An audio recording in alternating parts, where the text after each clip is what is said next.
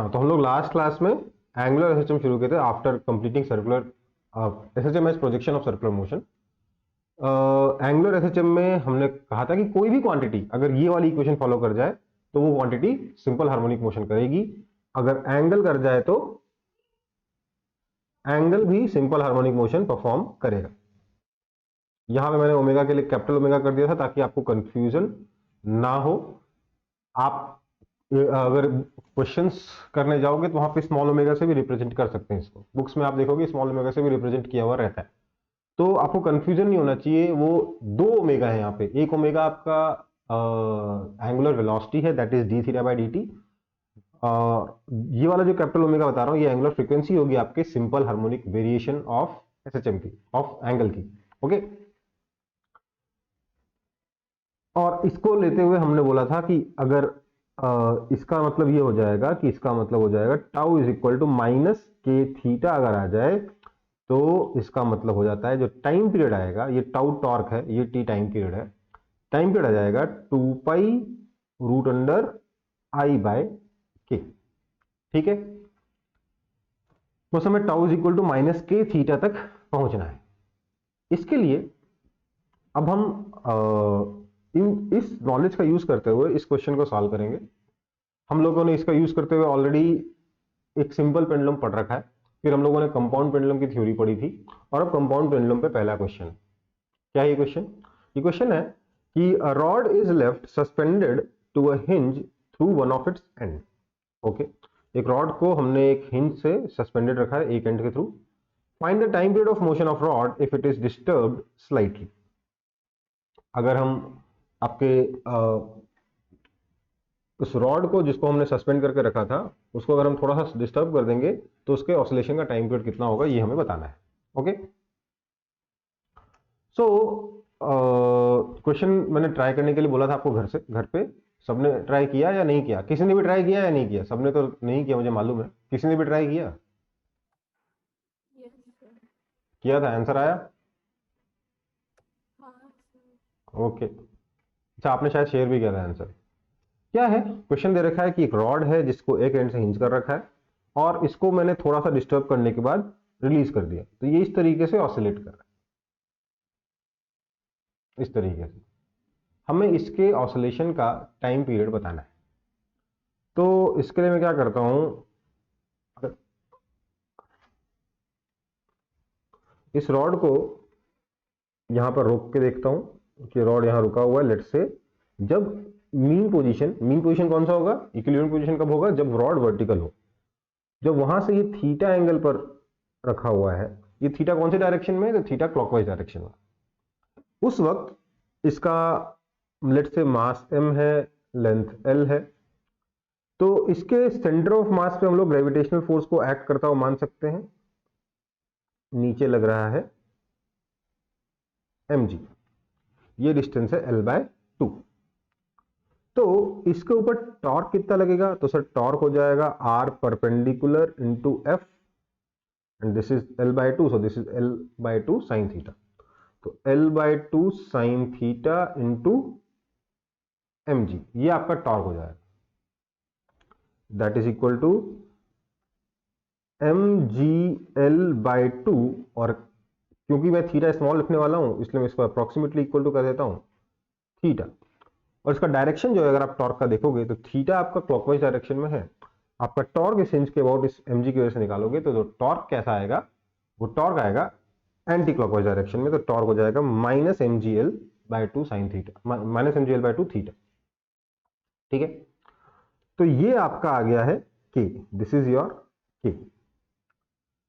इस पॉइंट के about moment of inertia I कितना हो जाएगा? तो सर आई हो जाएगा ml²/3।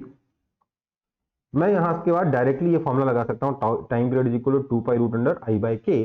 तो मेरे पास आ जाएगा time period is equal to 2 pi root under I by K. I कितना है? ml²/3 अपॉन के कितना है? mgl/2।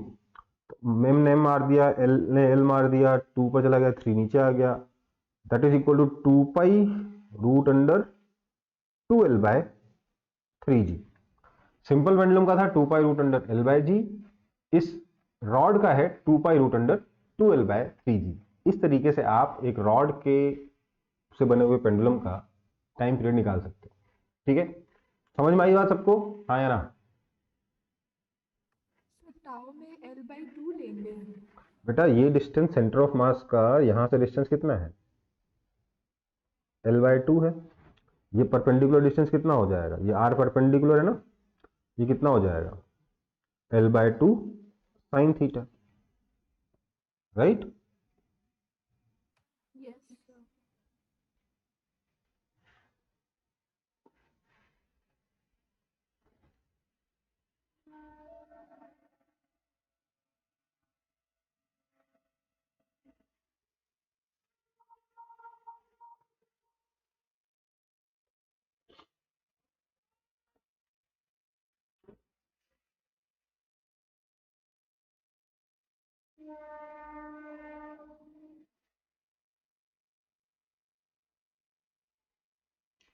कॉपी हुआ?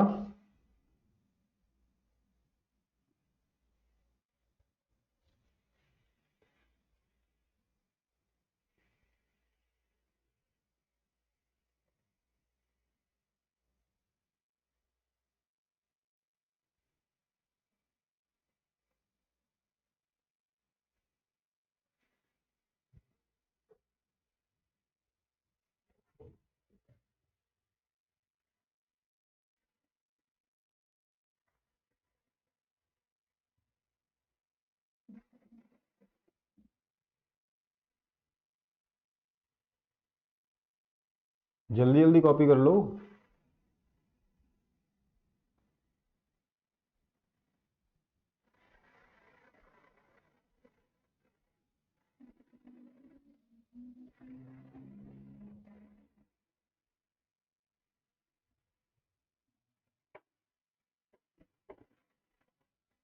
हो गया sir.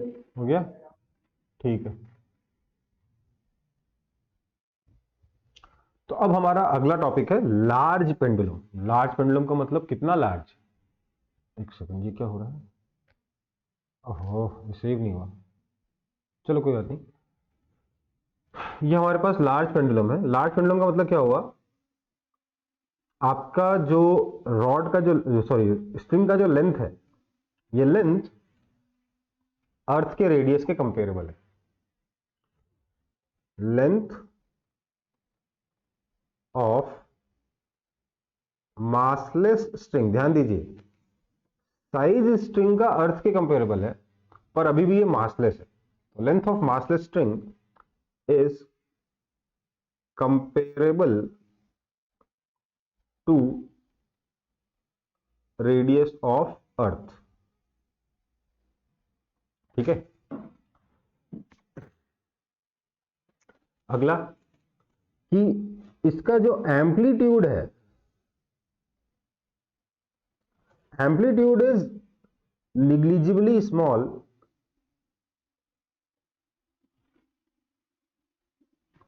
in comparison to radius of earth। मतलब यहां पर तो क्या होगा, अगर हम इस जगह से छोड़ दें, जो मैंने डायग्राम में बना रखा है उसमें तो क्या होगा, ये रॉड पूरा बॉब पूरा ऐसे ऐसे मूव करेगा, है ना? ये एम्पलीट्यूड अगर आप देखोगे तो ये तो रेडियस ऑफ अर्थ के कंपेरेबल हो गया। R/2 या R/5 दिख रहा है इस डायग्राम में। इतने बड़े एम्पलीट्यूड के बारे में बात नहीं कर रहे हम। एम्पलीट्यूड के बारे में बात करें 5 मीटर, 10 मीटर, 15 मीटर ज्यादा से ज्यादा, मे बी 100 मीटर भी ले लो, कोई फर्क नहीं पड़ता। पर एम्पलीट्यूड आपका बहुत छोटा है in comparison to radius of earth. Amplitude बहुत छोटा है, लेंथ रेडियस का कंपेरेबल है, पर एम्पलीट्यूड बहुत छोटा है। मतलब ये जो एंगल होगा ना, ये एंगल बहुत ही छोटा होगा। ठीक है, एंगल कितना हो जाएगा? इस एंगल की मैक्सिमम वैल्यू कितनी होगी? एम्पलीट्यूड अपॉन लेंथ, ये बहुत ज्यादा छोटा हो जाएगा। तो अगर हमारा एम्पलीट्यूड निग्लिजिबली स्मॉल है in comparison to radius of earth, और लेंथ ऑफ स्ट्रिंग अर्थ के रेडियस के कंपेरेबल है, उस केस में हमें बताना है कि इस रॉड के इस रॉड बोलो, इस पेंडुलम के ऑसिलेशन का टाइम पीरियड कितना होगा। देखो, क्योंकि एम्पलीट्यूड बहुत छोटा है, ऑब्वियस चीज है, इसकी हाइट में जो डिफरेंस आएगा ये भी बहुत छोटा होगा, है ना।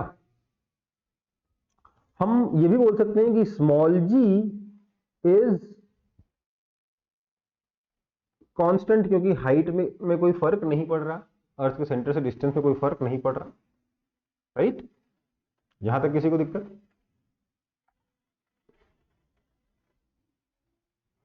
ये दो तो हमारी कंडीशन है, ये हमारा उससे इंटरप्रिटेशन है ना।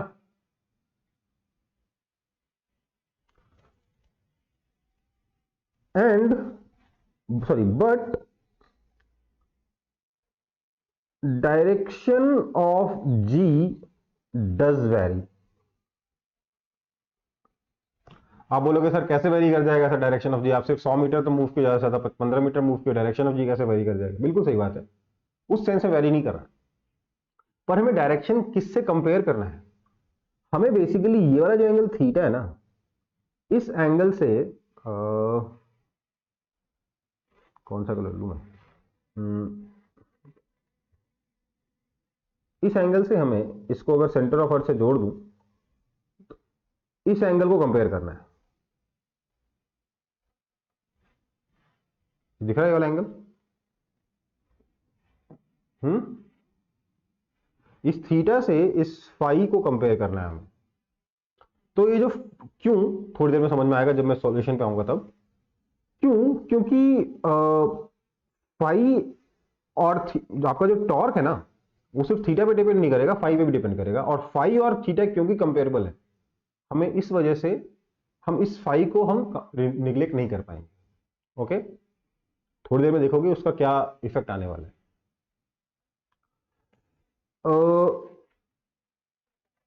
देखिए, इस पर जो फोर्स लग रहा था बॉब पर, वो सेंटर की तरफ लगेगा। अगर इसका मास m है तो सेंटर की तरफ फोर्स लगेगा कितना? mg, है ना। मैंने बोला क्योंकि हाइट में कोई फर्क नहीं पड़ा, जी की वैल्यू पे फर्क नहीं पड़ेगा, पर जी की डायरेक्शन हमेशा अर्थ के सेंटर की तरफ रहेगी। अब ये एंगल अगर फाई है तो कोई मुझे बता सकता है ये वाला एंगल कितना होगा? ये थीटा है, ये फाई है, तो ये वाला एंगल कितना होगा? Theta plus five. कितना हो जाएगा ये? थीटा प्लस फाई हो जाएगा। ओके, अब इसका मतलब अगर मैं mg के दो कंपोनेंट करूं, तो एक कंपोनेंट आएगा आपका स्ट्रिंग के along, that component is going to be mg cos theta plus five, और एक अगर स्ट्रिंग के परपेंडिकुलर डायरेक्शन में करूं तो ये हो जाएगा mg sin theta plus five, right. क्योंकि ये mg cos theta plus five string के अलोंग है, ये इस पॉइंट ऑफ सस्पेंशन से पास होगा, इसलिए इसका टॉर्क तो हो जाएगा जीरो। टॉर्क किसकी वजह से आएगा? इसकी वजह से mg sin theta plus five की वजह से आएगा। ध्यान दीजिएगा, टॉर्क सिर्फ टॉर्क mg sin थीटा की वजह से नहीं आ रहा है, mg sin theta plus five की वजह से आ रहा। इस वजह से हम इसको फाइव को निग्लेक्ट नहीं कर रहे थे, क्योंकि फाइव और थीटा कंपेरेबल। समझ में आई बात? अभी तक क्या हो रहा था कि हमारे इस थीटा, क्योंकि हमारा लेंथ बहुत छोटा था स्ट्रिंग का, इसलिए थीटा के सामने ये फाइव निग्लिजिबल था। इसलिए इसमें अगर मैं mg sin theta plus five लिख भी दूं तो मैं बाद में बोलूंगा फाइव बहुत छोटा है थीटा से, इसको निग्लेक्ट कर। पर अब अगर मेरे स्ट्रिंग की लेंथ, अगर एसएचएम वाले बॉब के स्ट्रिंग की लेंथ जो है, वो लेंथ अगर अर्थ के रेडियस के बराबर है या कंपेरेबल है, तो ऐसे में ये थीटा और ये फाई आपस में कंपेरेबल हो जाएंगे, इसलिए हम यहां पे इस चीज को निग्लेक्ट नहीं कर सकते फाई को। तो आपका जो टॉर्क आएगा, torque will be equal to L times F perpendicular, that is equal to M G L sine theta plus five. अब मैं बोलूंगा कि यार मेरे को थीटा और फाइव के बीच में रिलेशन पता होना चाहिए, क्योंकि मैं अपना रिस्टोरिंग टॉर्क को सिर्फ थीटा के टर्म्स में लिखना चाहता हूं। तो जब तक मैं फाइव को थीटा के टर्म्स में एक्सप्रेस नहीं करूंगा तब तक मैं वहां तक नहीं पहुंच पाऊंगा। तो मैं बोलूंगा कि अगर ये फाइव थीटा के कंपेरेबल है और फाइव और थीटा मुझे रिलेशन निकालना है, तो मैं एक चीज बोल सकता हूं, आप लोग मुझे बताएंगे कि ये समझ में, बिना मेरे एक्सप्लेन किए समझ में आया कि नहीं आया। L theta is equal to R five, ये समझ में आ रहा है?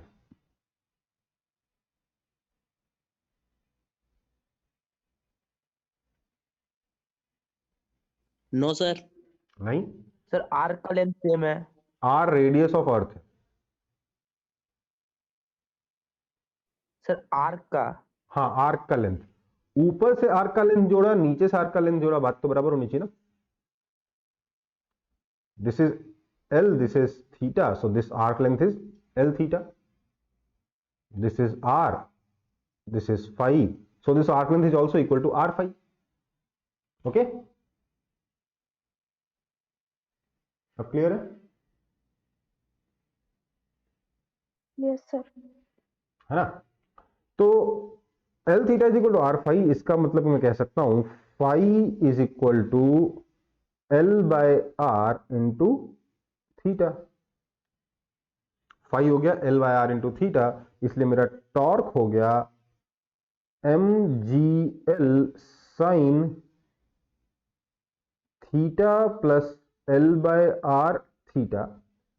Now as theta is very very small, मैं साइन को हटा सकता हूं और ये भी देख सकता हूं कि टॉर्क का डायरेक्शन थीटा के अपोजिट डायरेक्शन में है, इसलिए मैं ये भी लिख सकता हूं कि tau is equal to minus, minus से भी बताना चाह रहा है कि टॉर्क का डायरेक्शन थीटा के अपोजिट डायरेक्शन में. आप शायद देख सकते हो थीटा किस डायरेक्शन में है आपका, थीटा है आपका क्लॉकवाइज डायरेक्शन में और टॉर्क है एंटी क्लॉकवाइज डायरेक्शन.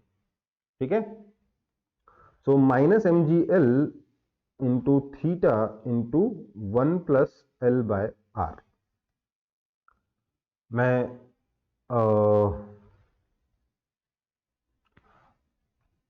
इसको कैसे लिख सकता हूं?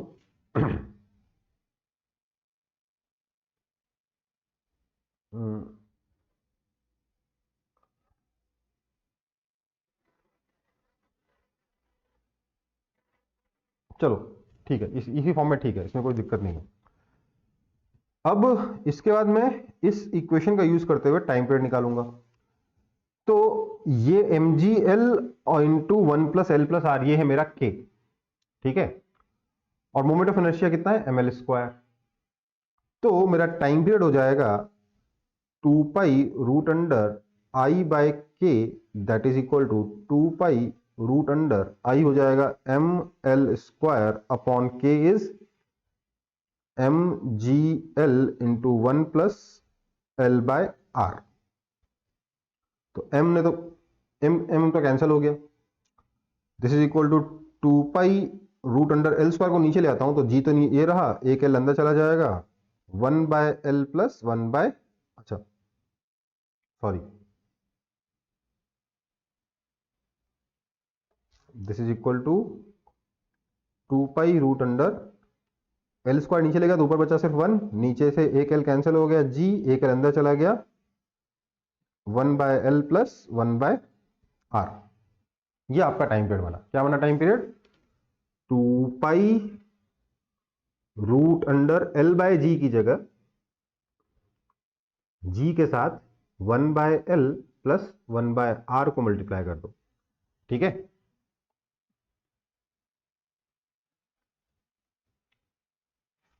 ये फॉर्मूला याद कर लेना, और याद करना बहुत आसान है. अगर r को हटा दोगे तो क्या हो जाएगा, 2π√L/G हो जाएगा. ये होगा कि नहीं?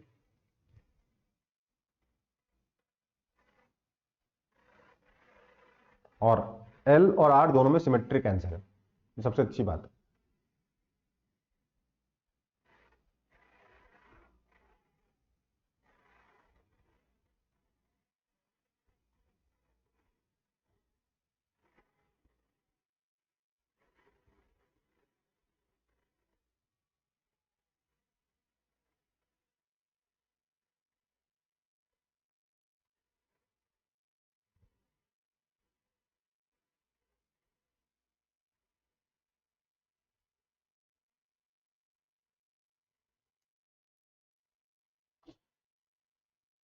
आगे बढ़े.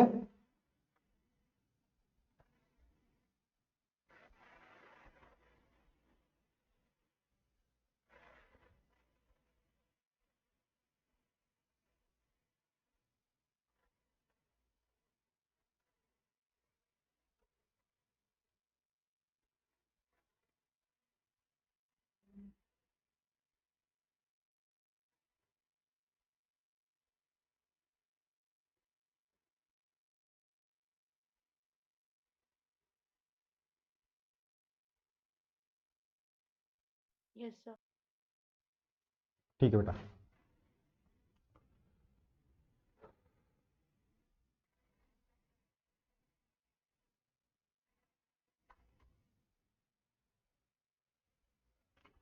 नेक्स्ट है हमारा इनफाइनाइट पेंडुलम। देखो ध्यान दीजिए, हमारे टाइम पीरियड की इक्वेशन बनी 2 pi root under 1 by G times 1 by L plus 1 by R. ठीक है, जनरली जो हम नॉर्मल पेंडुलम देखते हैं उसमें आपका जो length of pendulum it is very very less then radius of earth, which means 1 by L is very very greater than 1 by R. Therefore time period is equal to 2 pi root under 1 upon G times, ये 1 by R बहुत छोटा हो जाएगा 1 by L के मुकाबले, तो उसको neglect कर देंगे। आंसर आएगा G times 1 by L, that is equal to 2 pi root under L by G। ये फॉर्मूला हम लोग सब लोग पहले से जानते हैं। इनफाइनाइट पेंडुलम का मतलब क्या हुआ? सच में तो इन्फिनिटी कुछ होता नहीं है, इसका मतलब क्या है? Very large pendulum, that means कि length is very very greater than radius of earth. That means कि आपका 1 by L is very very less than 1 by R, therefore time period will be given by 2 pi root under 1 upon G times 1 by L plus 1 by R में 1 by L इस पर neglect हो जाएगा क्योंकि 1 by L बहुत छोटा है 1 by R से, तो into 1 by R, that is equal to 2 pi root under R by G. ठीक है, कोई हैंड रेज कर रहा था, शायद किसी को कुछ डाउट था।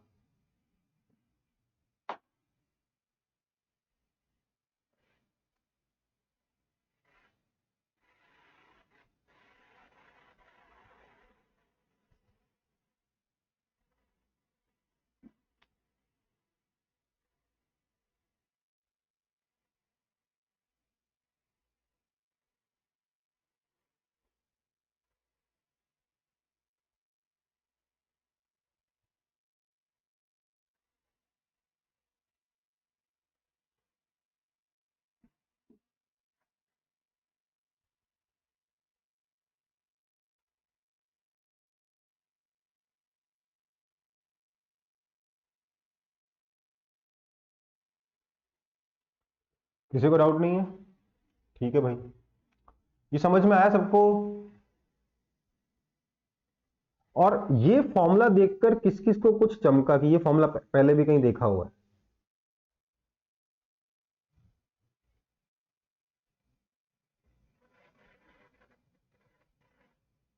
बोलिए, ये फॉर्मूला किस किस को चमका कि पहले भी कुछ देखा हुआ है? किसी को नहीं? अच्छा, चलो फिर, जो हमने इसी चैप्टर में जो पहले सिचुएशंस पढ़ी थी, आपने उसका टाइम पीरियड निकाला नहीं होगा, उनका टाइम पीरियड एक बार, उनमें से कुछ सिचुएशंस का हम लोग एक बार टाइम पीरियड देखते हैं। ओके, आगे बढ़ू? Yes sir. ये वाला सिचुएशन याद है? अर्थ के आर पार टनल था जिसमें बॉब को ड्रॉप, इस बॉल को ड्रॉप कर दिया था, बॉब इस तरीके से ऑसिलेट कर रहा था, याद है कुछ? Yes sir. ये जो ऑसिलेशन है इसका टाइम पीरियड कैसे निकलेगा? हमने निकाला था force is equal to minus G capital M small M X upon R cube, याद है? याद है कि नहीं?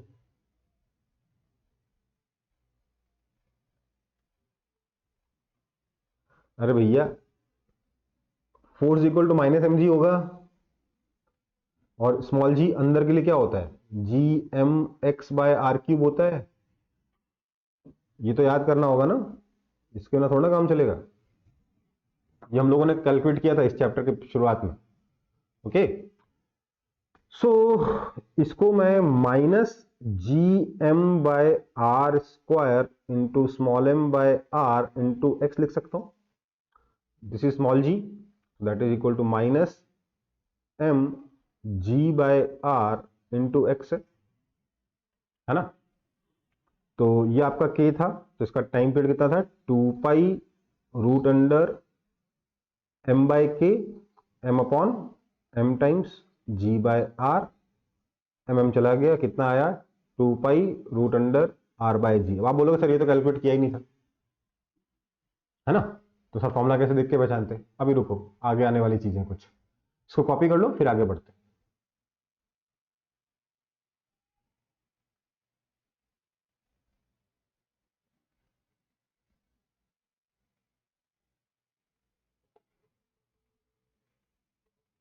क्या लिखोगे? Tunnel long diameter time period will be given by this formula. ठीक है,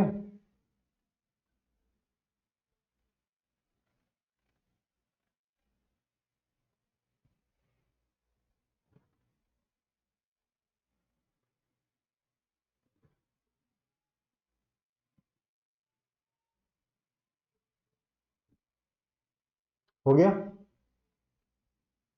मैं आगे बढ़ रहा हूं फिर।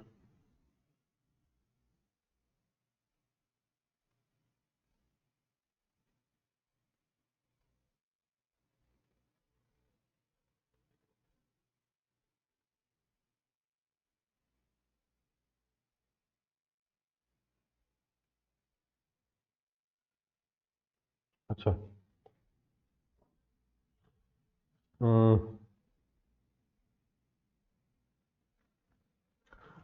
ये याद है अर्थ के सरफेस के एकदम पास में अगर कोई सैटेलाइट घूमेगा तो उसका टाइम पीरियड कितना होगा, याद है? देखते हैं। लेट्स से इसका मास स्मॉल m है, अर्थ के सेंटर से डिस्टेंस कितना है कैपिटल R, तो फोर्स कितना लगेगा basically simply mg, and this force will provide for centripetal force. तो mg is equal to m omega square r। This implies omega is equal to under root of g by r. That means time period is equal to 2 pi by omega. So 2 pi by omega मतलब 2 pi into r by under root of r by g। ठीक है, इसका time period भी वही आया 2 pi root under r by g, है ना?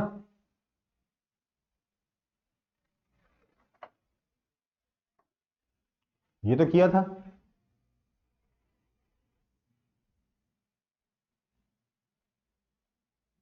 जब ये सैटेलाइट घूमेगा तो इसका टाइम पीरियड कितना आएगा 2 pi root under r by g आएगा। ठीक है, कोई दिक्कत?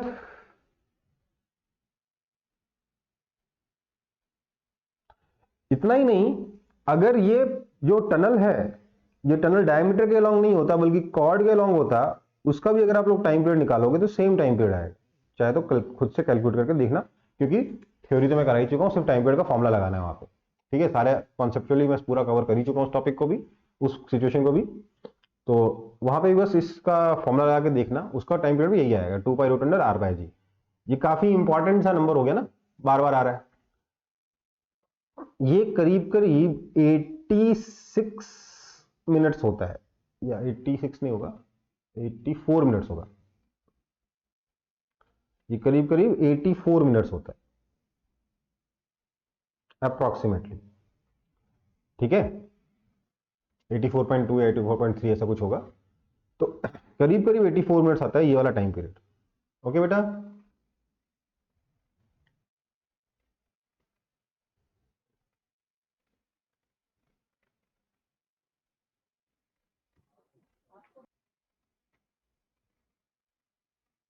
आगे बढ़ता हूं फिर।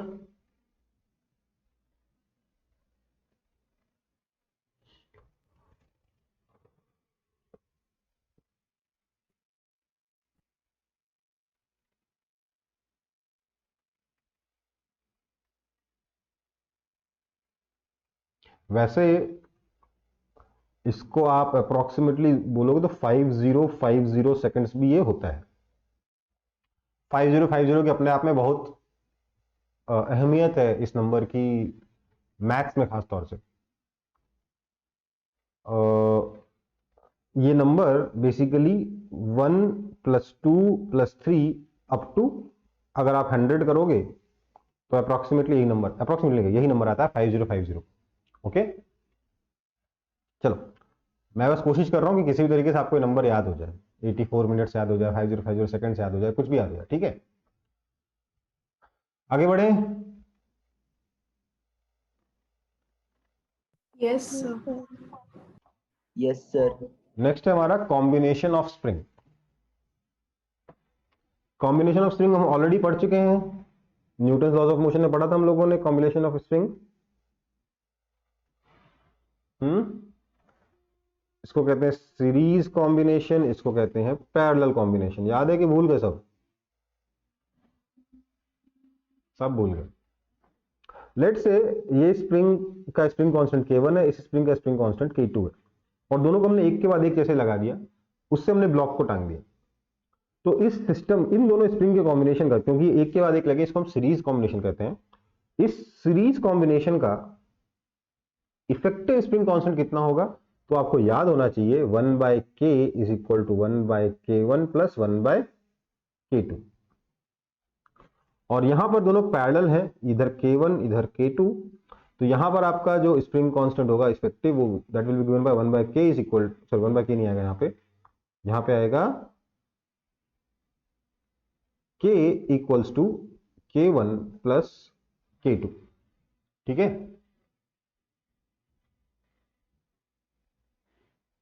यहां आ रहा है 1/k is equal to 1/k1 plus 1/k2, यहां आ रहा है k equals to K1 plus K2। फॉर्मूले जस्ट उल्टे हो जाते हैं रेजिस्टेंस वाले केस से। हम इसका डेरिवेशन भी चाहे तो देख सकते हैं कि क्योंकि ये दोनों स्प्रिंग मासलेस है, यहां इसमें जो टेंशन आएगा वही टेंशन इसमें आएगा, मतलब ये जो फोर्स अप्लाई करेगा वही फोर्स ये भी अप्लाई करेगा। तो इसमें एक्सटेंशन आया लेट से x1, इसमें एक्सटेंशन आया लेट से x2, तो मैं बोल सकता हूं x1 is equal to f/k1, x2 is equal to f/k2। अगर इसमें x1 एक्सटेंशन आया, इसके लेंथ में x2 का एक्सटेंशन आया, तो टोटल एक्सटेंशन कितना आएगा? x1 प्लस x2 का आएगा। तो x is equal to x1 plus x2, है ना, सॉरी K1 प्लस K2 लिख दिया। x is equal to x1 plus x2, और आपका फोर्स जो होगा that will be equal to kx होगा। दिस इंप्लाइज x होगा कितना? 1 f/k, तो f/k is equal to f/k1 plus f/k2, that means 1/k equals to 1/k1 plus 1/k2। इस तरीके से आपको इस कॉम्बिनेशन का इफेक्टिव स्प्रिंग कांस्टेंट मिल जाता है। सिमिलरली यहां पर क्या होगा, जब भी ब्लॉक मूव करेगा नीचे की तरफ लेट से x डिस्टेंस से, तो इसमें और इसमें दोनों में एक्सटेंशन सेम होगा, इसलिए हम एक्सटेंशन से शुरू करेंगे इसकी कहानी। तो यहां पे फोर्स आएगा F1 is equal to K1x, यहां पे फोर्स आएगा F2 is equal to K2x। इस पे जो नेट फोर्स लगेगा that will be equal to F is equal to F1 plus F2, that is equal to K1 plus K2 into x, that means K effective हो जाएगा K1 plus K2। समझ में आई बात? मैंने ये पहले करवाया था न्यूटन लॉज ऑफ मोशन में, यहां उसको दोबारा से डिराइव करके दिखा दिया। इसमें मैंने बोला था अगर स्प्रिंग सारे के सारे इक्वल के लगे हुए हैं, तो सीरीज कॉम्बिनेशन में लगाने पे n स्प्रिंग्स लगा दोगे अगर आप सीरीज में, तो क्या हो जाएगा? इफेक्टिव स्प्रिंग कांस्टेंट k/n हो जाएगा, और पैरेलल में लगा दोगे तो कितना हो जाएगा? nk हो जाएगा, ठीक है। n स्प्रिंग्स है, सबका स्प्रिंग कांस्टेंट k है, सबको अगर आप सीरीज में लगा दोगे तो इफेक्टिव स्प्रिंग कांस्टेंट कितना हो जाएगा? k/n, और पैरेलल में लगा दोगे तो कितना हो जाएगा? nk। ये सब कराया हुआ अपन ने, किया हुआ अपन ने, किया है कि नहीं किया? याद है कि पूरा गायब है आपको आपके दिमाग से? बताइए जरा। याद है सर। याद है? ठीक है, नहीं याद है तो रिवीजन कर लीजिएगा, क्योंकि इस चैप्टर में फिर से उसका अच्छे से यूज होगा, ओके। लेकिन मैंने शायद तक सीरीज पैरेलल के अलावा और कहीं इसमें नहीं कराया था। उस वक्त जब मैं न्यूटन लॉज ऑफ मोशन पढ़ा रहा था, मैंने सिर्फ सीरीज कॉम्बिनेशन और सिर्फ पैरेलल कॉम्बिनेशन ही कराए थे, मैंने कोई और कॉम्बिनेशन ऑफ स्प्रिंग नहीं करवाया था आपको, ठीक है। तो अब देखते हैं कोई और तरीके का कॉम्बिनेशन कैसे वर्क करेगा। अब आपको शायद याद होगा उसमें मैंने स्प्रिंग को काटना, स्प्रिंग को जोड़ना, सब कुछ सिखाया था उस वक्त सीरीज और पैरेलल में। अब कुछ एक्स्ट्रा कॉम्बिनेशन जो ना सीरीज में है ना पैरेलल में, हो सकता है सीरीज पैरेलल में हो भी, देख लेते हैं उनको। जैसे ये कॉम्बिनेशन, अब ये सीरीज में है कि पैरेलल में है? इसका स्प्रिंग कांस्टेंट K1 है लेट से, इसका स्प्रिंग कांस्टेंट K2 है लेट से, तो इस कॉम्बिनेशन का इफेक्टिव स्प्रिंग कांस्टेंट कितना होगा?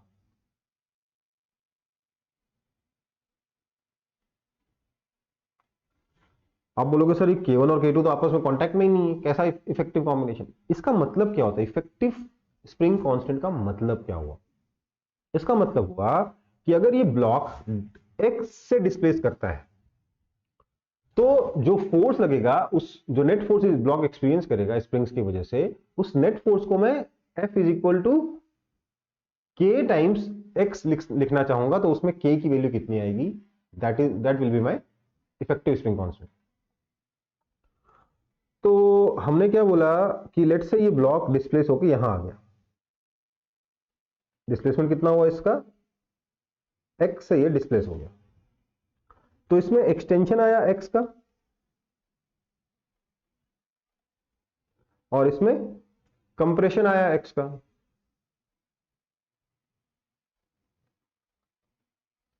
इसलिए उस ब्लॉक पर, ये जो ब्लॉक है, इस ब्लॉक पे फोर्स कैसे लगेगा? ये वाला स्प्रिंग इसको धक्का लगाएगा K2x से और ये वाला स्प्रिंग इसको खींचेगा K1x से। तो इसके ऊपर जो नेट फोर्स लगेगा that will be equal to K1 plus K2 into X. That means K की इफेक्टिव वैल्यू कितनी हो गई? Simply K1 plus K2। ठीक है, देखो इफेक्टिवली ये दोनों स्प्रिंग्स पैरेलल में है। फॉर्मूला देखने के बाद हम ऐसा कह सकते हैं, एक्चुअल में पैरेलल में है ये बताने का कोई तरीका नहीं है, बट अब हम फॉर्मूला देख के कह सकते हैं हाँ they are behaving like as if they are in parallel. Okay,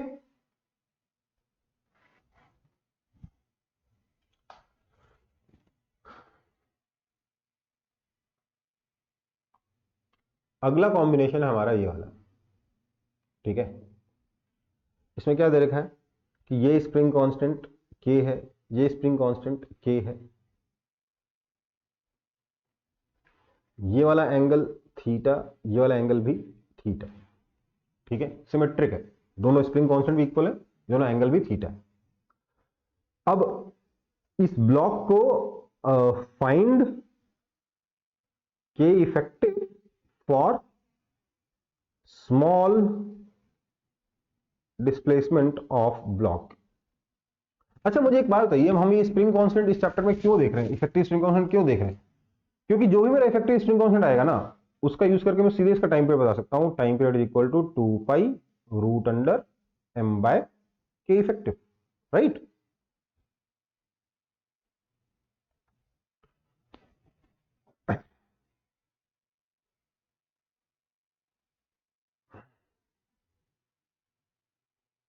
हमें यहां पर इस कॉम्बिनेशन का इफेक्टिव स्प्रिंग कांस्टेंट बताना है, but only for a small displacement in vertical direction. सिर्फ वर्टिकल डायरेक्शन, हॉरिजॉन्टल डायरेक्शन में करोगे कुछ और हो जाएगा। हम सिर्फ वर्टिकल डायरेक्शन में इंटरेस्टेड है, वो भी स्मॉल डिस्प्लेसमेंट में। उस केस में मुझे बताना है कि बताओ इस इन दोनों स्प्रिंग्स का इफेक्टिव स्प्रिंग कांस्टेंट कितना होगा। समझ में आ रही बात, हाँ या ना?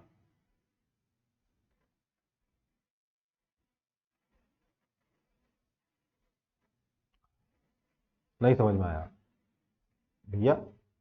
ये ब्लॉक दो स्प्रिंग से जुड़ा हुआ है, हमें ब्लॉक के वर्टिकल डायरेक्शन के मोशन के लिए इफेक्टिव स्प्रिंग कांस्टेंट बताना है। इसका मतलब ये हुआ कि अगर मैं वर्टिकल डायरेक्शन में इसको x डिस्टेंस नीचे लेके जाता हूं, तो ये ब्लॉक ऊपर जो फोर्स लगाएगा, ब्लॉक के ऊपर स्प्रिंग्स जो फोर्स लगाएंगे अपवर्ड डायरेक्शन में, वो अपवर्ड फोर्स को अगर मैं kx के बराबर करूं तो k की वैल्यू कितनी होगी ये बताइए। ठीक है, ओके। तो इसके लिए मैंने इस डायग्राम को थोड़ा सिंप्लीफाइड बनाया, थीटा थीटा, ये वाला पॉइंट नीचे की तरफ मूव कर गया बाय डिस्टेंस x। ठीक है, तो सबसे पहली बात तो ये रही, ये निकालनी होगी कि इन स्प्रिंग्स में एक्सटेंशन कितना आएगा।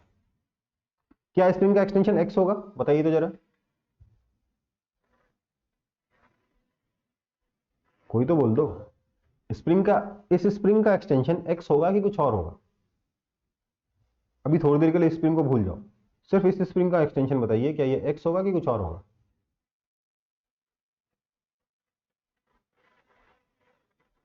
कितना होगा नहीं पूछ रहा हूं, सिर्फ इतना पूछ रहा हूं, x होगा कि नहीं होगा? नहीं होगा। उससे ज्यादा होगा कि कम होगा?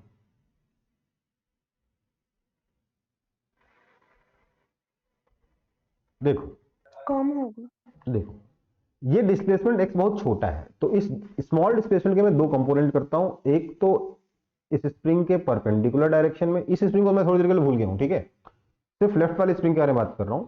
तो एक तो इस स्प्रिंग के परपेंडिकुलर डायरेक्शन में और एक स्प्रिंग के अलोंग, ये दो कंपोनेंट मैंने किए। अब अगर ये थीटा है तो ये एंगल भी थीटा हो जाएगा, तो ये हो जाएगा x cos थीटा, ये हो जाएगा x sin थीटा। अब देखिए जरा, ये x sin थीटा कौन से डायरेक्शन में? टेंजेंशियल डायरेक्शन में। उससे लेंथ में कोई फर्क नहीं पड़ता। लेंथ में फर्क कैसे पड़ेगा? जब डिस्प्लेसमेंट रेडियल डायरेक्शन में हो, है ना। तो इसलिए हम बोलेंगे इफेक्टिव, इफेक्टिव क्यों बोलेंगे? ये तो ट्रू है ना। Extension in springs is equal to X cos theta. आप बोलोगे सर आपने एक स्प्रिंग में निकाला, दूसरे स्प्रिंग में कैसे बोल दिया? क्योंकि यार सिमेट्रिक केस है, जितना इसमें एक्सटेंशन आएगा उतना इसमें भी एक्सटेंशन आएगा, बस मेरे को कंपोनेंट थोड़े अलग तरीके से करने होंगे, ठीक है। तो दोनों स्प्रिंग्स में एक्सटेंशन कितना आया है? एक्स कॉस थीटा आया है। ओके, तो इसलिए ब्लॉक पे फोर्सेस कैसे लगेंगे, मैं इसके बाद यहां बना रहा हूं। एक फोर्स लगेगा इधर की तरफ के एक्स कॉस थीटा, एक फोर्स लगेगा इधर की तरफ के x cos theta, such that ये दोनों एंगल थीटा और थीटा है ना। तो इसलिए नेट फोर्स कितना हो जाएगा? 2kx cos square theta. होगा कि नहीं होगा बताइए?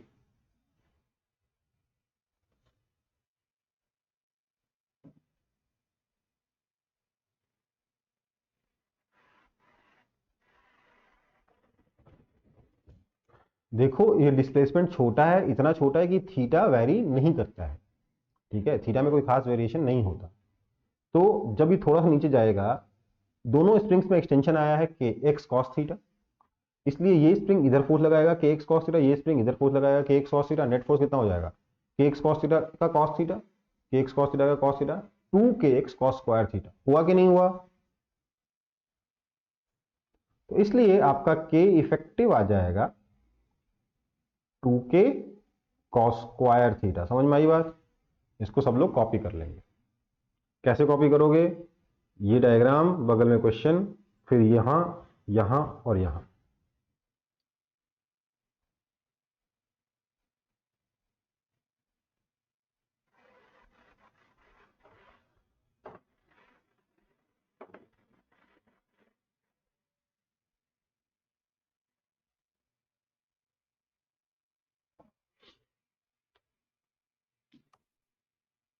ऑब्वियसली कोई और कॉम्बिनेशन आएगा तब भी आपको इसी तरीके से मेहनत करके आंसर निकालना होगा। बस आपको कॉन्सेप्ट क्लियर होना चाहिए कि स्प्रिंग में एक्सटेंशन कैसे निकाला जाए, उसकी वजह से फोर्स निकाल के नेट फोर्स कैलकुलेट करके ही आप ये इफेक्टिव बता सकते हैं, ठीक है।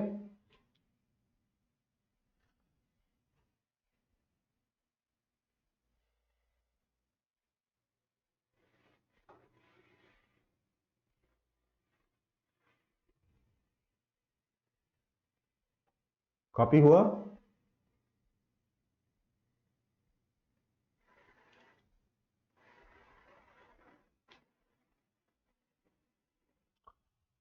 ऑब्वियसली इसके ऊपर और एक और स्प्रिंग जोड़ के, दो और स्प्रिंग जोड़ के नए नए क्वेश्चंस बनाए जा सकते हैं, बट मोस्टली इसी सेंस में रहेंगे, ठीक है।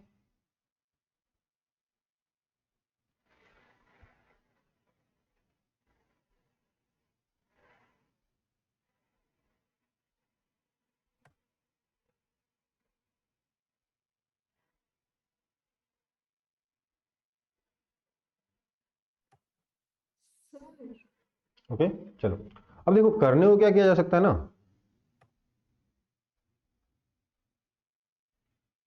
कि आपसे क्वेश्चन में पूछ लिया जाए, मतलब स्प्रिंग्स का अलग अलग यूज भी हो सकता है, जरूरी नहीं हर बार के इफेक्टिव से काम हो भी जाए। बोल देता है ये रॉड है, ये रॉड को मैंने यहां पर हिंज कर दिया, L/2 पे एक स्प्रिंग लगा दिया ऐसे,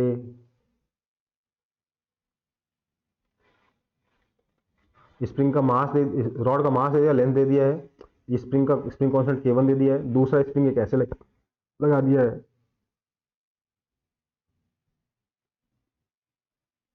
ठीक है, और बोला इसको मैंने स्मॉल एंगुलर डिस्प्लेसमेंट दिया, तो बताओ कितना इसका टाइम पीरियड होगा। ठीक है, तो बेसिकली इसमें आपके स्प्रिंग कांस्टेंट का कोई लेना देना नहीं है, इफेक्टिव स्प्रिंग कांस्टेंट का कोई लेना देना नहीं है। ये एंगुलर एसएचएम है, आप इसको थोड़ा सा थीटा से डिस्प्लेस करोगे, उसकी वजह से इस स्प्रिंग में कंप्रेशन निकालोगे, इस स्प्रिंग में एक्सटेंशन निकालोगे, दोनों अलग अलग आएगा।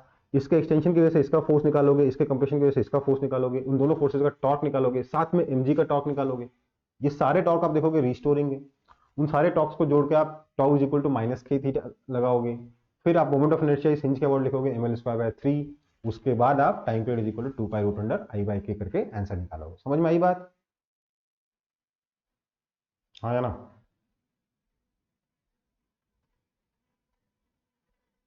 तो क्वेश्चंस बनाने के लिए अभी भी बहुत स्कोप बचे हुए नए नए क्वेश्चन बनाने के लिए। ठीक है, ये मतलब मेरे दिमाग में जैसे आपको पढ़ाते पढ़ाते है कि ऐसा क्वेश्चन नहीं बन सकता, बना दिए। ठीक है, मतलब क्वेश्चन बहुत सारे बन सकते हैं। अभी मैं भी सारे क्वेश्चन रट के थोड़ा आया हूं, बहुत सारे क्वेश्चन हैं, आपको अलग अलग बुक्स में और नए नए क्वेश्चन भी मिलेंगे, बट कॉन्सेप्ट को ध्यान रखिएगा हमेशा। ठीक है, नेक्स्ट है हमारा एनर्जी मेथड। अब ये एनर्जी मेथड क्या होता है भाई? तो सर एनर्जी मेथड आपका बेसिकली हम लोग अभी तक फोर्स से सारे क्वेश्चन सॉल्व कर रहे थे, F is equal to minus K X, लेकिन हम एनर्जी मेथड ऑलरेडी पढ़ चुके हैं। अगर कभी मुझे दे दिया जाए कि किसी सिचुएशन में इफ आई फाइंड कि if potential energy is equal to ax square plus bx plus c with a as a positive constant, A B C तीनों कांस्टेंट है, ए और ए पॉजिटिव है, तो मैं बोल सकता हूं इसका मतलब कि आपका जो फोर्स आएगा, force is equal to minus D U by D X is equal to minus 2ax minus B आ जाएगा, that is equal to minus 2a times x plus b by 2a हो जाएगा। सो अब अगर आप इसको कंपेयर करेंगे उस क्वेश्चन से जिसमें मैंने आपको अलग अलग क्वेश्चन दिखाए थे कि बताओ ये वाला फोर्स एसएचएम होगा कि नहीं, इस वाले फोर्स एसएचएम होगा कि नहीं, तो यू विल फाइंड कि हाँ ये भी एसएचएम है। This implies SHM about mean position x is equal to minus B by 2a, क्योंकि वहीं पे आपका फोर्स 0 हो रहा है, with k is equal to minus 2a। ठीक है, ये आपको मिल जाएगा। तो आप कभी भी अगर आपके पास पोटेंशियल एनर्जी क्वाड्रेटिक इक्वेशन की फॉर्म में हो, आप वहां पर ये समझ सकते हैं कि ये शायद एसएचएम हो जाएगा अगर क्वाड्रेटिक में एक्स स्क्वायर का जो कोएफिशिएंट है वो पॉजिटिव है तो। ठीक है, sorry k is equal minus 2 है, नहीं k is equal to plus 2 है, क्योंकि ठीक है f is equal to minus K X होता है ना, तो k कितना हो जाएगा प्लस 2। तो ये आपका एनर्जी मेथड हुआ। अगर आपको ये k पता है तो आप ऑब्वियसली क्या निकाल सकते हो, this implies time period t is equal to 2 pi root under m by 2। ठीक है, हो सकता है कभी आपके पास पोटेंशियल एनर्जी x की फॉर्म में नहीं हो, थीटा की फॉर्म में, u is equal to a theta square plus b theta plus c, that means आपका जो टाउ आ जाएगा that will be equal to minus D U by D theta, that is equal to minus 2a theta minus b, that is equal to minus 2a times theta plus b by 2a। तो इसका मतलब mean position क्या हो गया, mean angle क्या हो गया, is equal to minus B by 2a, क्योंकि वहां पे टॉर्क 0 है, और टाइम पीरियड क्या आ जाएगा 2 pi root under moment of inertia I by k कितना है 2a है। समझ में आई बात? ये आपका लीनियर एसएचएम हो गया, ये आपका एंगुलर एसएचएम हो गया। तो सर हम जबरदस्ती एनर्जी से क्वेश्चन को क्यों सॉल्व करेंगे, क्योंकि कई क्वेश्चंस ऐसे होंगे बेटा जहां पर एनर्जी की इक्वेशन लिखना आसान होगा इन कंपैरिजन टू फोर्स या टॉर्क निकालने के। ठीक है, कई बार आप ऐसे क्वेश्चंस को फेस करोगे जहां पर आप देखोगे कि पोटेंशियल एनर्जी का एक्सप्रेशन तुरंत निकाल लेते हैं, तो उस पोटेंशियल एनर्जी से कहानी शुरू करेंगे, फोर्स पे आएंगे, फोर्स का यूज करते हुए हम लोग टाइम पीरियड निकाल सकते हैं, या जो भी क्वेश्चन में पूछा जाए निकाल सकते हैं, ओमेगा निकाल सकते हैं, मेन बात ये है। ठीक है, कोई दिक्कत?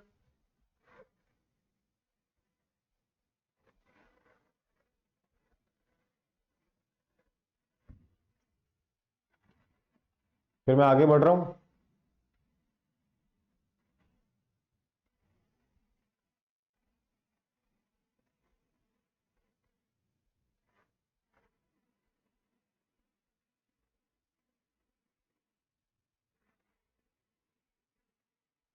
कॉपी हो गया ना?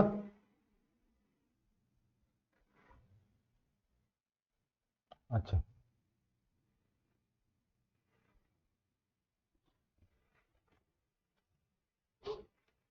तो ये एक एग्जांपल है, सिंपल सा एग्जांपल है।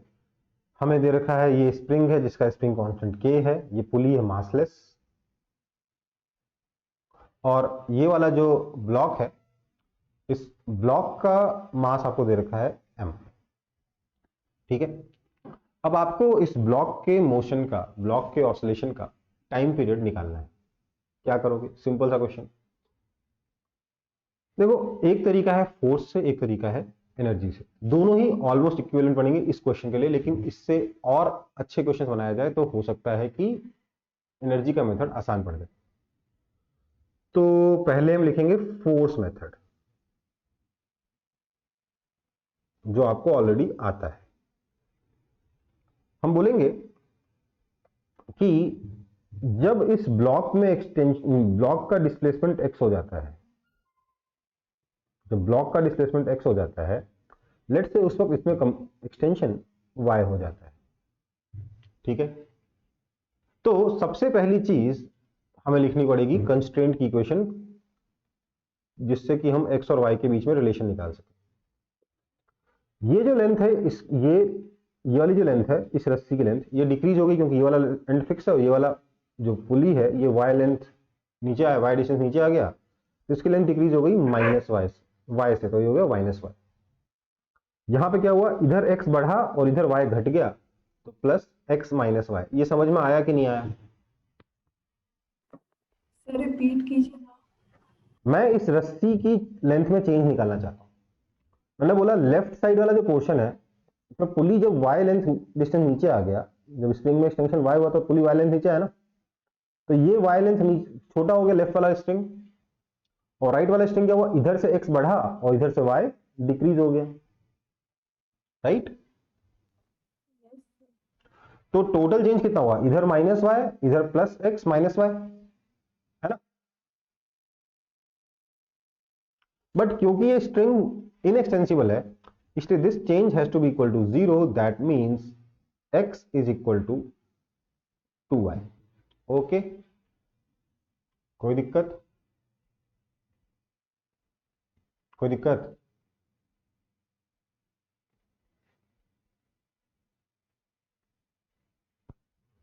ये सबसे की स्टेप है, इसके बिना कुछ नहीं होगा। इसके बिना ना तो आपका फोर्स मेथड काम करेगा, ना एनर्जी मेथड काम करेगा।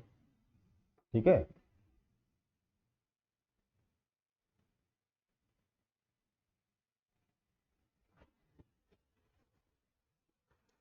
वैसे यहां पर एक चीज का ध्यान रखिएगा, हम सब कुछ निकालना चाहेंगे x की टर्म्स में। हम अगर f इज इक्वल टू में माइनस के वाई नहीं लिखूंगा, क्यों? क्योंकि मैं इस ब्लॉक ऑफ मास m के SHM के बारे में बात कर रहा हूं, तो मैं इसके डिस्प्लेसमेंट से फोर्स को रिलेट करना चाहूंगा। ठीक है, मैं क्या करूंगा, मैं जो भी फोर्स आएगा उसको x की टर्म्स में लिखना चाहूंगा, इसलिए मैं x को y की टर्म्स में लिखने के बजाय y को x की टर्म्स में लिखना चाहूंगा।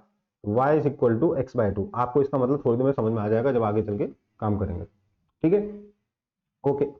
अब अगर मैं पुली का फ्री बॉडी डायग्राम बनाऊं, तो पुली के लिए क्या होगा, स्प्रिंग ऊपर फोर्स लगाएगा ky, that is kx by 2। क्योंकि मैं सब कुछ x में कन्वर्ट कर लेना चाहता था, इसलिए मैंने यहीं से kx बाय 2 लिखना शुरू कर दिया। स्प्रिंग में टेंशन आएगा t, इधर भी टेंशन आएगा t, तो 2t is equal to kx by 2, that means tension t is equal to kx by 4, जहां x क्या है, इसका डिस्प्लेसमेंट है। मतलब कि जो ब्लॉक है उसके ऊपर फोर्स लगेगा नीचे की तरफ mg, ऊपर की तरफ kx बाय 4। तो इफेक्टिव स्प्रिंग कांस्टेंट कितना हो गया, k/4 हो गया। आप यहां से डायरेक्टली बता सकते हो कि क्योंकि इफेक्टिव स्प्रिंग कांस्टेंट k/4 हो गया, आप बोल सकते हो time period is equal to 2π√m/k/4। समझ में आई बात?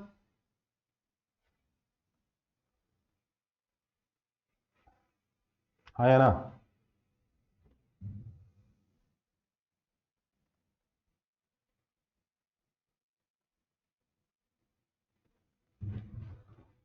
अब बात करते हैं एनर्जी मेथड की।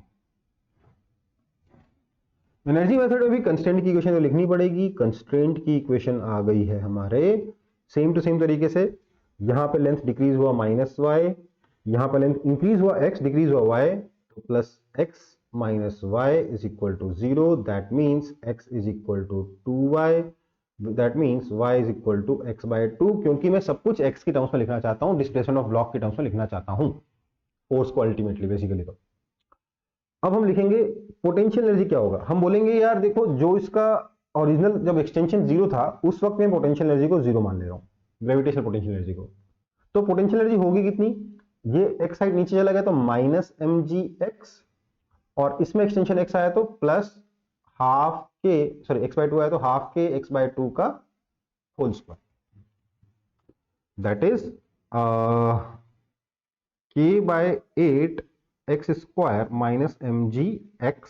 दैट मीन्स अगर मैं इसको डिफरेंशिएट करता हूं तो मुझे मिलेगा force F is equal to minus du/dx, that is equal to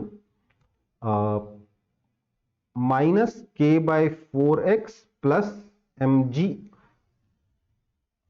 आप चाहो तो इसके आगे एक स्टेप और लिख सकते हो, नहीं भी लिख सकते हो, minus k/4 times x minus 4mg/k।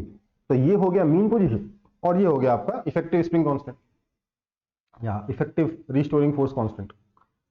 तो इसका मतलब हो जाएगा time period is equal to 2π√m/k/4।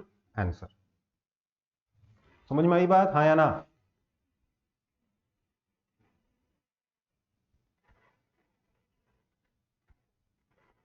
बताओ, ये एनर्जी मेथड अभी भी कम से कम दिखने में ज्यादा आसान लग रहा है कि नहीं लग रहा?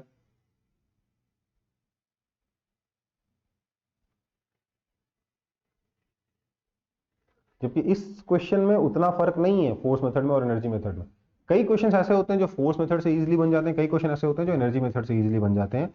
कौन से क्वेश्चन फोर्स से इजी बनेंगे, कौन से क्वेश्चन एनर्जी से इजीली बनेंगे, ये आपको खुद से देखना होगा। लेकिन हाँ, इस तरीके के क्वेश्चन जब भी आएंगे आपको कंस्टेंट की इक्वेशन, चाहे आप फोर्स मेथड यूज करो चाहे आप एनर्जी मेथड यूज करो, कंस्टेंट की इक्वेशन लिखनी पड़ेगी। कंस्टेंट यहां पे फिर से आकर परेशान करेगा। आप देख रहे हो हर एक चैप्टर यूज भी होता है और हर एक चैप्टर में एसएचएम ऐड भी हो जाता है, मतलब इस तरीके का चैप्टर है। मैकेनिक्स का एक क्वेश्चन है देखा जाए तो, ये बस ये पूरा चैप्टर एक क्वेश्चन है, उस एक क्वेश्चन को सॉल्व कर रहे हैं और उस क्वेश्चन के अलग अलग सिचुएशन समझ रहे हैं, उस अलग अलग सिचुएशन को सॉल्व कर रहे हैं।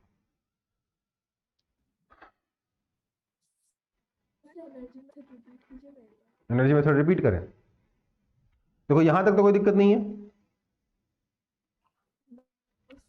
अब देखो, ब्लॉक नीचे गया बाय डिस्टेंस x, मैंने इनिशियल पोटेंशियल एनर्जी लेवल को 0 मान लिया था, तो इसकी पोटेंशियल एनर्जी x डिस्टेंस नीचे आने पे कितना हो जाएगा, -mgx।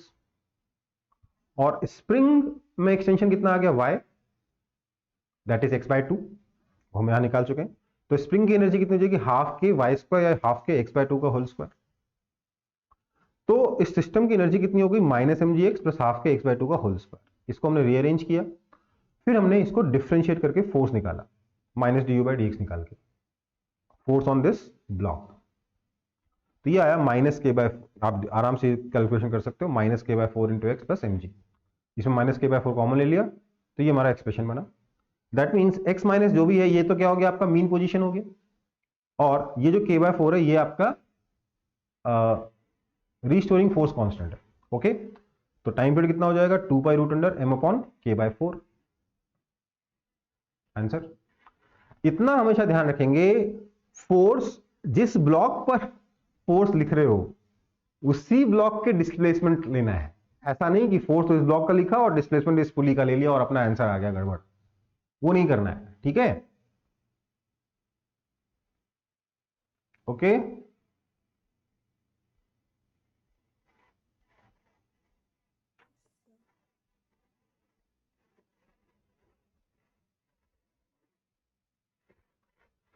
Yes sir.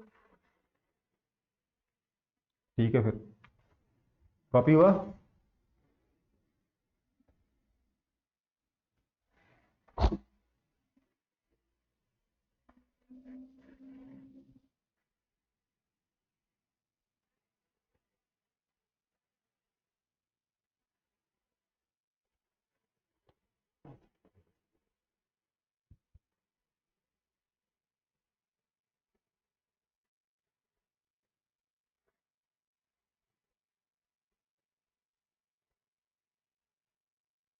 आगे बढ़ रहा हूं मैं।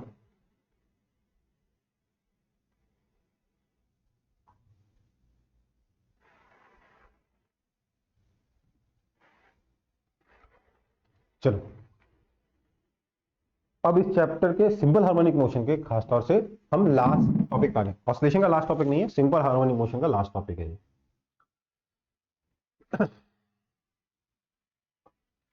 क्या है topic? Super position of SHM. मतलब इसमें क्या होने वाला है, ध्यान दीजिए। इसमें आपके दो पार्टिकल्स, सॉरी एक पार्टिकल एक साथ दो ऑसिलेशन करेगा। क्या हुआ?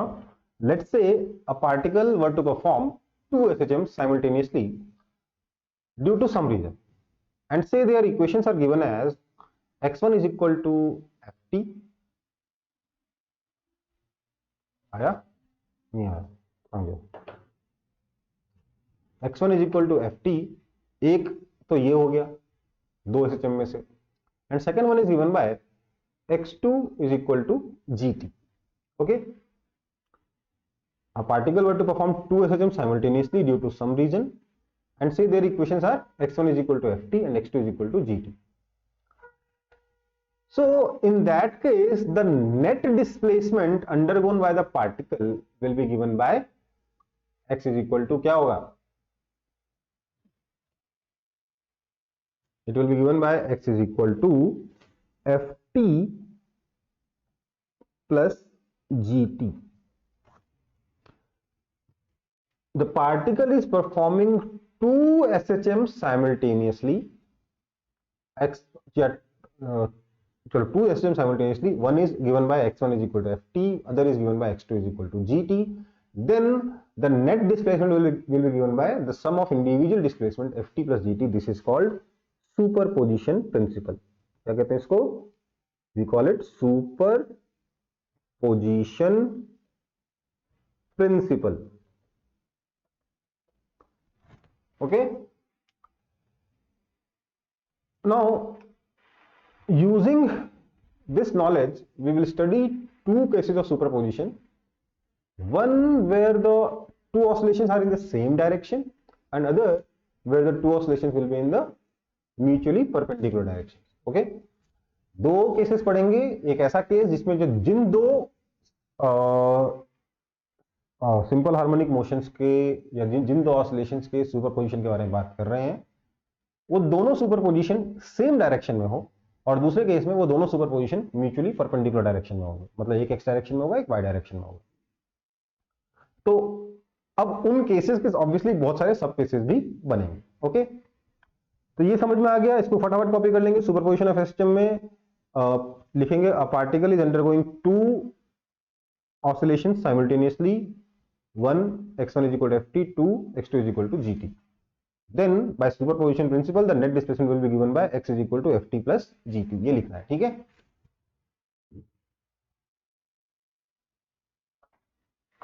समझ में आया? कॉपी क्या करना है?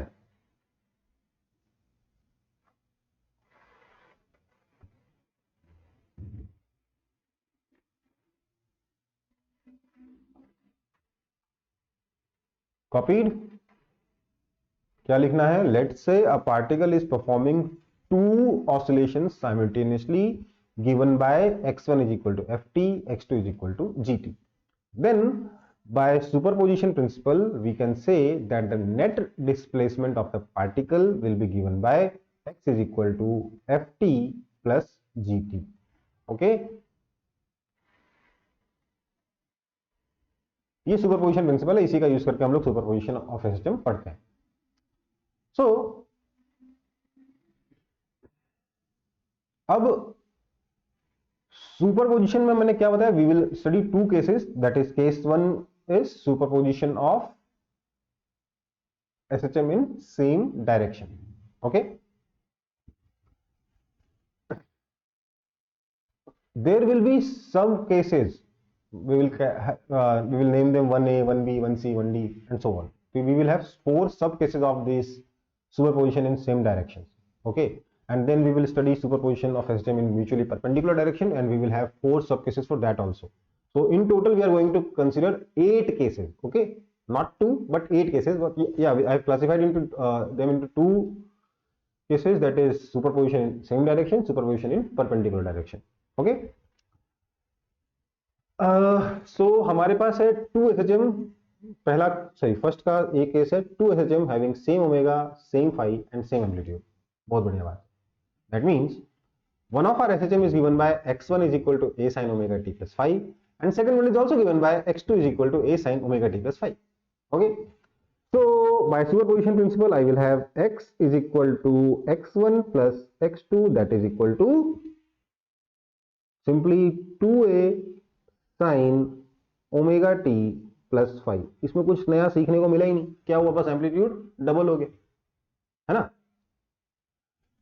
नेक्स्ट केस भी बहुत ही सिंपल है. The next case says 2 SHM having same omega, same phi and different amplitude.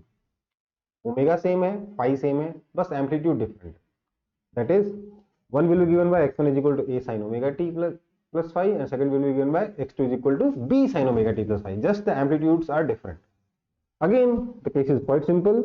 X will be given by x1 plus x2, that is equal to simply a plus b sin omega t plus phi. These two cases are फालतू के cases हैं, फर्जी cases हैं. ठीक है, एकदम लल्लू है. बस यहां समझना है एम्पलीट्यूड कितना हो गया, 2a हो गया, यहां कितना हो गया एम्पलीट्यूड, a प्लस b हो गया. ओके बेटा,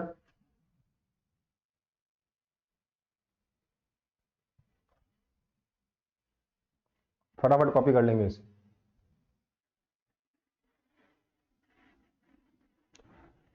One thing I can tell you here, that we are never going to study superposition of 2 SHM having different omega. Whenever we will study superposition of SHM, they will always have same omega. Why? Because see, आगे चल के हो सकता है we will study one case in waves, अभी नहीं पढ़ेंगे, जिसमें वो ओमेगा स्लाइटली डिफरेंट होंगे. अदरवाइज अगर ओमेगा में ज्यादा वेरिएशन हो जाए, देन जो SHM हमें मिलेगा, जो रिजल्टेंट हमें मिलेगा, वो सिंपल हार्मोनिक मोशन होगा नहीं, कुछ कॉम्प्लेक्स हो जाएगा.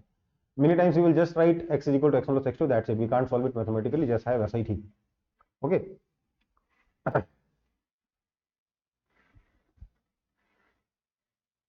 So omega of 2 SHM जिनका सुपरपोजिशन हम लोग पढ़ेंगे, they are always going to be same.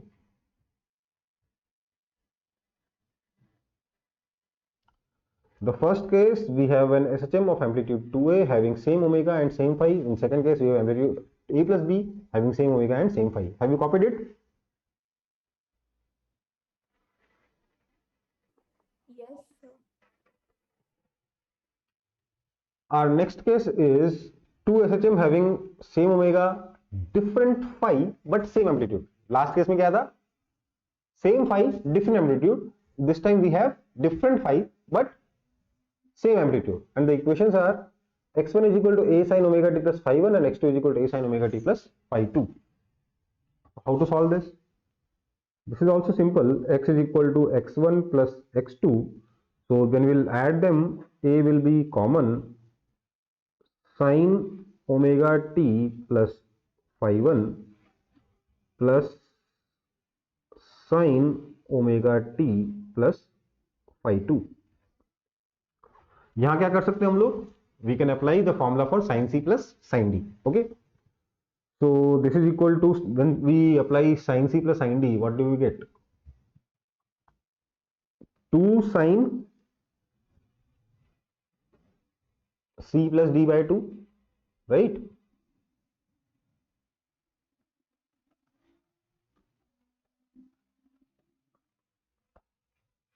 cos of c minus d by 2, so that is phi 1 minus phi 2 by 2. That is, again ध्यान दीजिएगा, that is equal to 2a cos phi 1 minus phi 2 by 2. Now this is a constant, this is not varying with time, into sin omega t plus phi 1 plus phi 2 by 2. So now our amplitude is, ये अभी SHM हुआ, but amplitude इसका कितना हुआ? The amplitude is equal to 2a cos phi 1 minus phi 2 by 2, है ना? और आपका इनिशियल फेज कितना हो गया? phi 1 plus phi 2 by 2, या फेज कांस्टेंट कितना हो गया? phi 1 plus phi 2 by 2. Okay बेटा,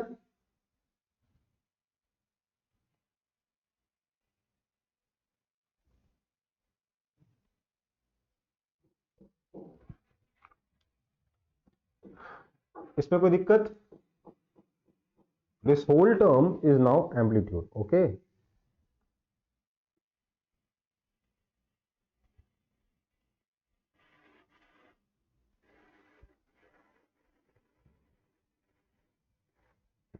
यहां पर किसी को दिक्कत हो तो बता दो. सुपरपोजिशन तो हलवा है ना अभी तक.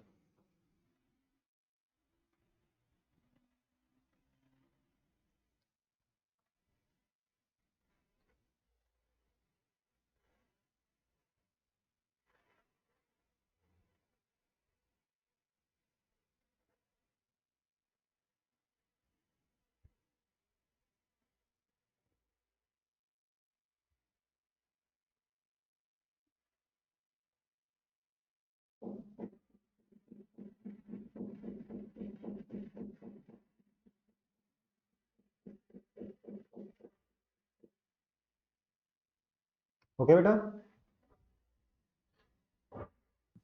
Yes, sir. ठीक.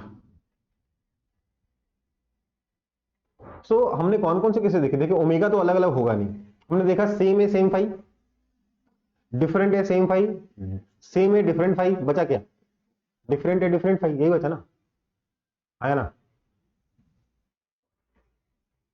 और तो कोई केस बनता ही नहीं है, 4 ही केस तो बनते हैं, right? So we will move on to our next case, that is 2 SHM having same omega, different A and different phi. मतलब phi भी different है, amplitude भी different है. ये आपका जनरल केस हो गया for superposition of SHM in same direction, है ना? ये आता है तो बाकी सारे आते हैं. So how to solve this? देखो अगर आप सिंपली इन दोनों को ऐड करने जाओगे तो you won't be able to do anything. So in order to solve this, we use something called phasor diagram. क्या यूज करते हैं? phasor diagram. This phasor diagram is based on our knowledge of vectors. कैसे? यूं समझ लीजिए. Let's say मेरे पास ये एक वेक्टर है जिसका मैग्नीट्यूड है ए वेक्टर, सॉरी जिसका नाम है ए वेक्टर. ये angle omega t plus phi 1 पर है, मतलब ये वेक्टर घूम रहा है. ठीक है, समझ में आई बात? सो can I say that A sine omega t plus phi 1 is nothing but a y. हाँ या ना? कह सकता हूं कि नहीं कह सकता हूं? कह सकता हूं कि नहीं कह सकता हूं?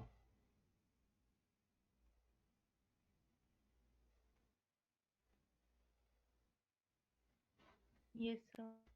Okay. Yes, sir. Now let's say I have got another vector, that is b vector, such that this angle is omega t plus phi 2. This vector is also moving. Okay, so can I say that this b sine omega t plus phi 2 is nothing but by, आया ना?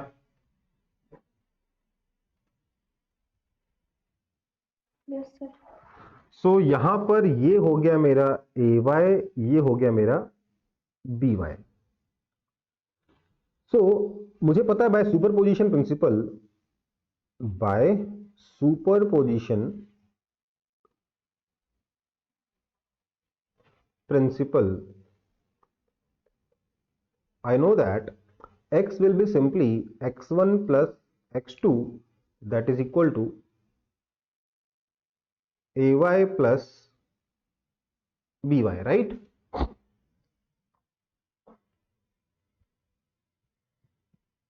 है ना?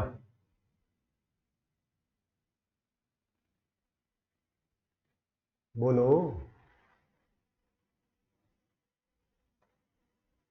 Yes, sir. अब देखो, मेरे को directly in दोनों को ऐड करना नहीं समझ में आ रहा है. आपको समझ में आ रहा है तो बता दो, मेरे से तो नहीं हो रहा. मैं सही कैसे ऐड कर दूं दोनों को, मेरे को नहीं आता. This is quite complex, but what I can do is I can say that this is nothing but a vector plus b vector का y component, है ना?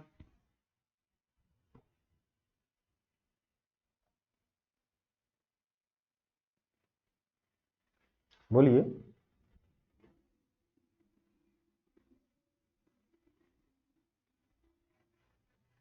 Yes, sir. राइट.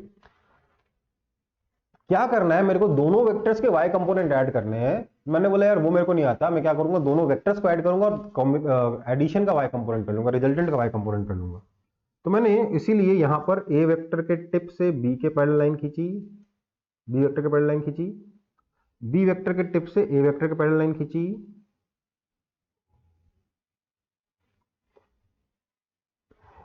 मेरे पास आ गया ये रिजल्टेंट वेक्टर r वेक्टर.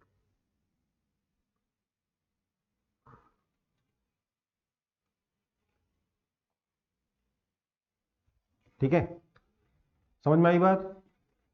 इन दोनों के बीच में, ए वेक्टर और बी वेक्टर के बीच का एंगल कितना है? तो सर ये एंगल तो है आपका φ1 माइनस φ2. इसलिए मैं A vector plus B vector का अगर मैग्नीट्यूड निकालूं तो क्या जाएगा, वो जाएगा under root of A square plus B square plus 2ab cos φ1 minus φ2, हाँ या ना? कोई दिक्कत?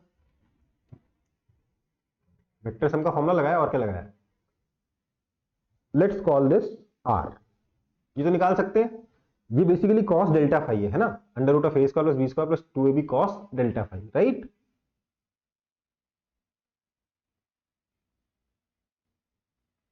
बोलो. Yes, sir. और मैं एक काम कर रहा हूं, इसके अलावा मैं एक और एंगल मेरे को इंपॉर्टेंट लग रहा है, क्योंकि ये जो वेक्टर बनेगा फाइनल, उसका नेट डायरेक्शन भी तो पता होना चाहिए, इसलिए मैंने ये निकाल लिया थीटा. क्या मैं ये बोल सकता हूं कि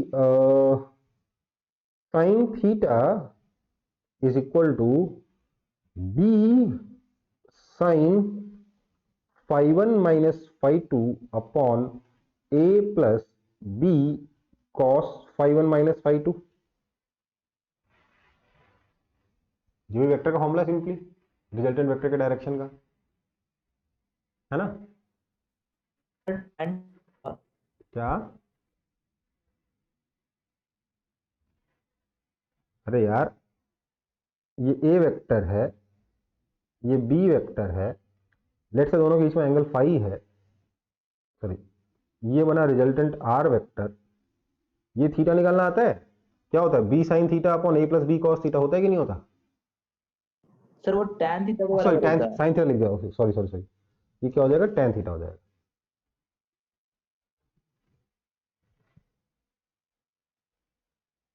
है ना? चलो,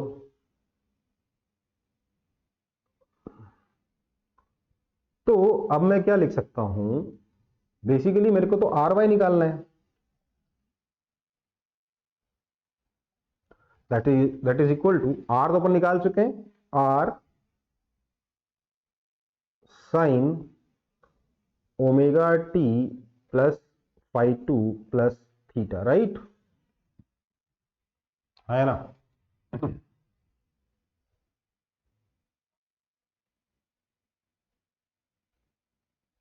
क्योंकि ये एंगल कितना omega t plus phi two plus theta और करना पड़ेगा ना, तब निकलेगा ना आर वाई।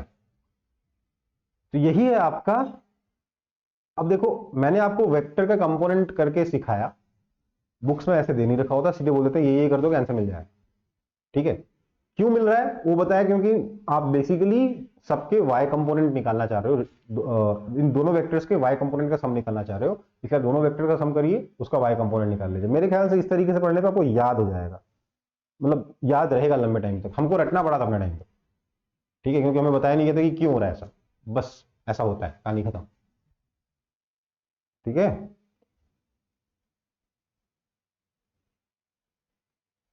लास्ट लाइन कैसे आया r sin ओमेगा t वाला? देखो ये रहा r, इसका आर वाई निकालना है, तो बेसिकली मेरे को ये वाला एंगल चाहिए, right, R sine this complete angle है ना। Yes sir. This complete angle is omega t plus phi two plus theta.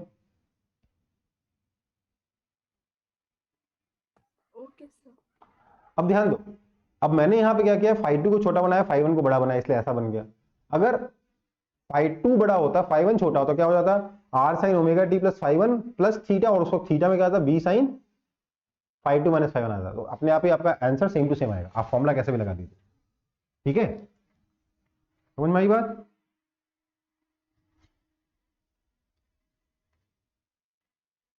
खैर वो तो आप प्रैक्टिस करोगे तभी आपको क्लियर होगा, अभी नहीं क्लियर होगा। अभी ऑलरेडी लग रहा है कि यार ये क्या मैथ्स का एडिशन हम लोग वेक्टर करके इनके थ्रू जाएंगे, मतलब हम लोग स्केलर को सॉल्व करने के लिए वेक्टर्स पे जा रहे हैं, ऐसा भी होता है। इनफैक्ट आपको याद होगा मैंने करवाया है sine of A plus B का जो फॉर्मूला है, प्रूव इट यूजिंग वेक्टर्स, याद है कि भूल गए? भूल गए, कोई बात नहीं, देख लीजिएगा अपनी नोटबुक्स में। मैंने sine of A plus B का फॉर्मूला डिराइव करवाया था यूजिंग वेक्टर्स। ठीक है,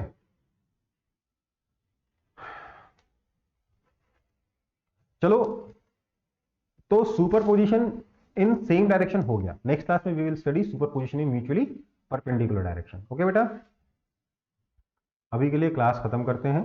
किसी को डाउट हो तो मुझसे पूछ सकते हैं।